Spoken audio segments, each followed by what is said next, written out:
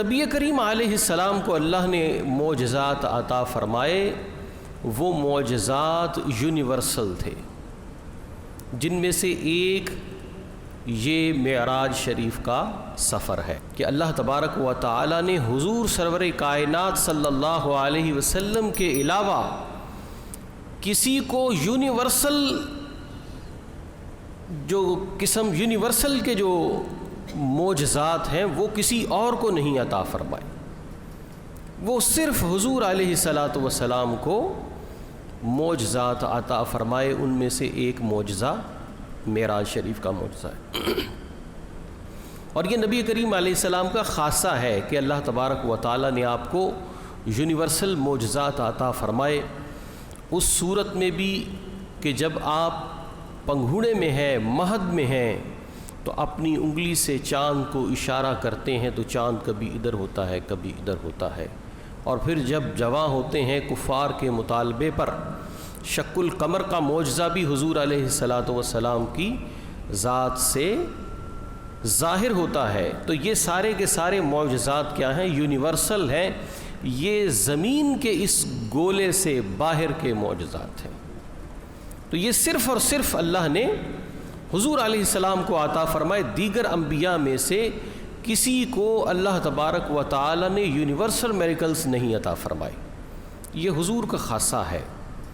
اسی طرح حضور علیہ السلام کے دیگر بڑے بے شمار عظیم الشان خاصے ہیں، ان میں سے ایک خاصہ حضور علیہ السلام تلمیذ الرحمن ہے۔ دیگر انبیاء انہوں نے کسی انسان سے کچھ نہ کچھ سیکھا اور پڑھا، لیکن حضور صلی اللہ علیہ وسلم نے کسی غیر خدا سے ایک لفظ نہیں پڑھا، یہ خاصہ صرف حضور کی ذات کا ہے۔ دیگر انبیاء کرام کہ حضرت یوسف نے حضرت یعقوب علیہ السلام سے سیکھا، ان سے پیچھے جو ہے وہ دیگر انبیاء نے اپنے بھائیوں سے اور اپنے والد سے سیکھا، لیکن نبی کریم صلی اللہ علیہ وسلم کی ذات تنہا تلمیذ الرحمن ہے۔ حضور کی ذات کا یہ خاصہ ہے کہ حضور اللہ کے علاوہ کسی اور کے شاگرد نہیں ہیں، اور حضور کے امی ہونے کا بھی یہی معنی ہے۔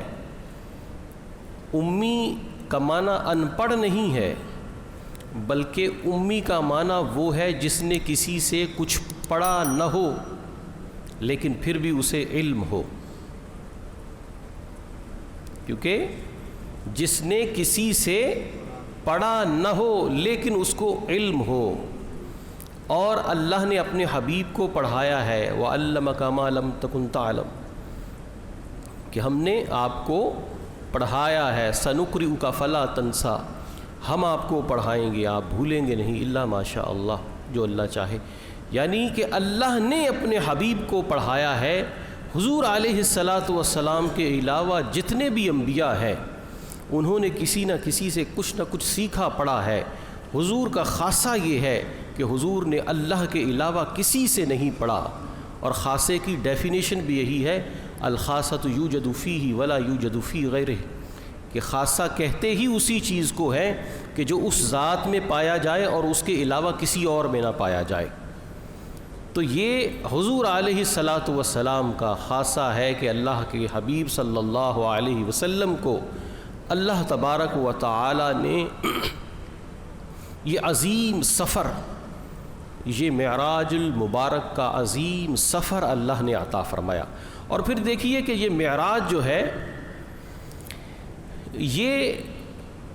ہم یہ اس اعتبار سے کہتے ہیں کہ یہ حضور کا خاصہ ہے کہ یہ کائنات اس زمین سے نکل گئے، کائنات کی سیر کی۔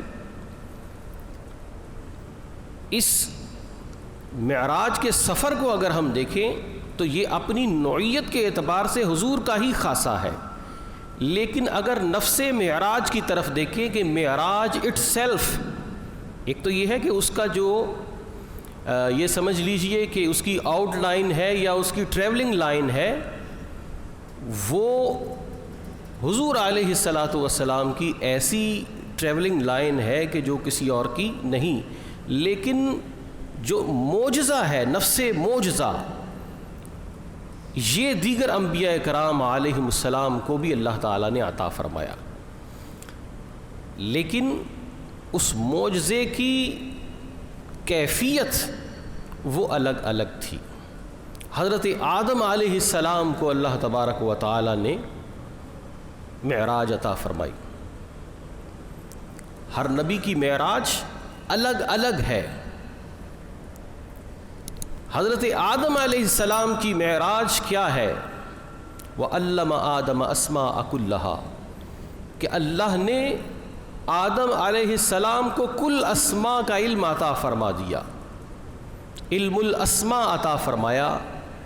اب وہ سوال کا جواب دے رہے ہیں، ایسے سوال کا جواب کہ جو فرشتوں کو بھی معلوم نہیں۔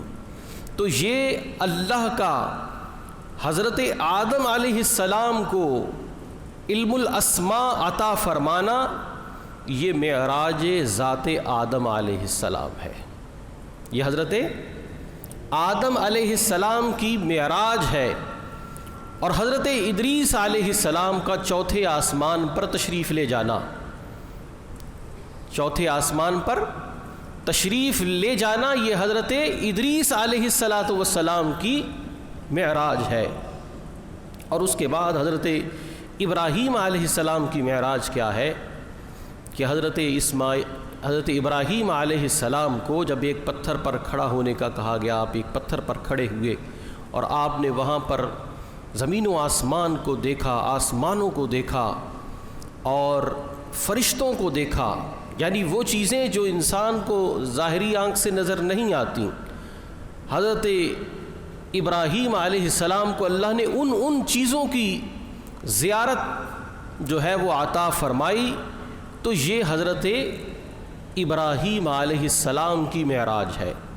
اسی طرح حضرت موسیٰ علیہ السلام، کہ حضرت موسیٰ علیہ السلام نے کلم اللہ موسیٰ تکلیماً، حضرت موسیٰ سے جو اللہ رب العزت نے کلام فرمایا، جو کوہ طور پر تجلی ان پر پڑی، تو وہ تجلی اور وہ کلام یہ حضرت موسیٰ علیہ السلام کی معراج ہے۔ اسی طرح حضرت عیسیٰ کا بھی معراج ہے۔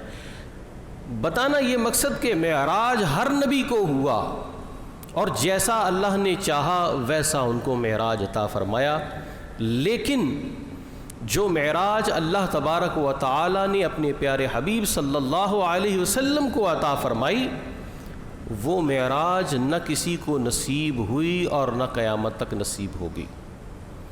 کہ اللہ تبارک و تعالی نے اپنے پیارے حبیب صلی اللہ علیہ وسلم کی دل جوئی کے لیے